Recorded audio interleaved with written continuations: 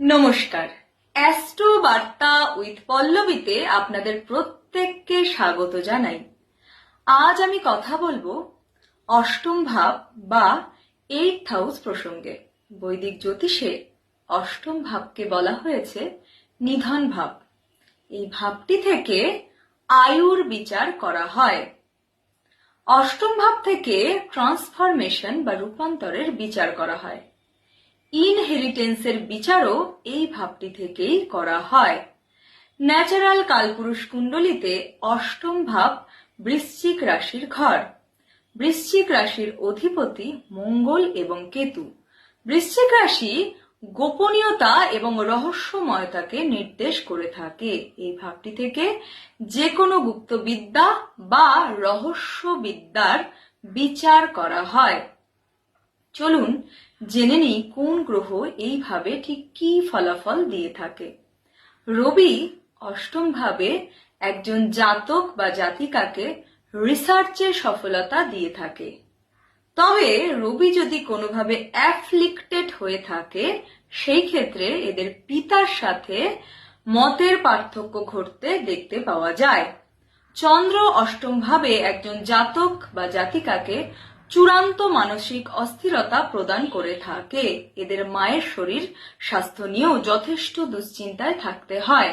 তবে যে কোনো গুপ্তবিদ্যাতে এরা যথেষ্ট সাফল্য পেয়ে থাকে। মঙ্গল অষ্টম ভাবে অবস্থান করলে একজন জাতক বা জাতিকাকে একাধিকবার দুর্ঘটনার সম্মুখীন হতে হয়। এছাড়াও এদের জীবনে একাধিকবার অস্ত্রোপচার ঘটতে আমরা দেখতে পাই এবং অষ্টম ভাবে মঙ্গল অবস্থান করলে এদের ভাইয়ের শরীর স্বাস্থ্য নিয়ে যথেষ্ট দুশ্চিন্তায় থাকতে হয়। অষ্টমে বুধ অবস্থান করলে এরা রিসার্চে যথেষ্ট সফলতা পেয়ে থাকে। এছাড়াও গোয়েন্দা বিভাগের কাজেও এরা যথেষ্ট সুনাম অর্জন করে থাকে। বৃহস্পতি অষ্টম ভাবে অবস্থান করলে এরা যথেষ্ট আধ্যাত্মিক হয়ে থাকেন। রিসার্চেও এরা যথেষ্ট সফলতা পান। তবে যদি বৃহস্পতি কোনোভাবে অ্যাফ্লিক্টেড হয়ে থাকে, সেই ক্ষেত্রে ইনহেরিটেন্স পেতে এদেরকে যথেষ্ট সমস্যার সম্মুখীন হতে হয়। বৃহস্পতি অষ্টমে একজন জাতক বা জাতিকাকে মোটামুটি দীর্ঘায়ু প্রদান করে থাকে। অষ্টমে শুক্রের অবস্থান একজন জাতক বা জাতিকার মধ্যে পরকীয়ার সম্ভাবনা বাড়িয়ে দেয়। এরা নিজেদের সঙ্গীর বাইরে গিয়েও এক্সট্রা ম্যারিটাল অ্যাফেয়ারে জড়িয়ে পড়েন।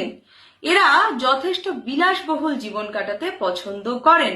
বেশিরভাগ ক্ষেত্রেই বিয়ের পরে এরা সঙ্গীর থেকে প্রভূত সম্পত্তি প্রাপ্ত হয়ে থাকেন। এবারে চলে আসি শনিদেবের প্রসঙ্গে। শনিদেব অষ্টমে অবস্থান করলে একজন জাতক বা জাতিকাকে দীর্ঘায়ু প্রদান করে থাকেন। এছাড়াও শনিদেব এখানে অবস্থান করলে জাতক বা জাতিকা যথেষ্ট ধৈর্যশীল এবং পরিশ্রমী হয়ে থাকেন। তবে এদেরকে ইনহেরিটেন্স পেতে যথেষ্ট স্ট্রাগল অতিক্রম করতে হয়। অষ্টম ভাবে রাহু অবস্থান করলে এদের লটারি প্রাপ্তি ঘটতে আমরা দেখতে পাই। এছাড়াও যে কোনো আনআর্নড প্রপার্টি এরা পেয়ে থাকেন। অষ্টমে কেতু একজন জাতক বা জাতিকাকে গুপ্তবিদ্যাতে যথেষ্ট পারদর্শী করে থাকে। এরা যথেষ্ট ভালো অ্যাস্ট্রোলজার বা তন্ত্রবিদ্যাতেও এদের যথেষ্ট সুনাম বাড়তে আমরা দেখতে পাই। চলে আসি রেমেডির প্রসঙ্গে। অষ্টম ভাবের সুফল পেতে আপনি শ্মশান নির্মাণে দান করুন। এছাড়াও যে কোনো দরিদ্র ব্যক্তির শেষ কৃত্যে আপনি দান করুন। ভালো থাকুন, সুস্থ থাকুন, আনন্দে থাকুন। নমস্কার।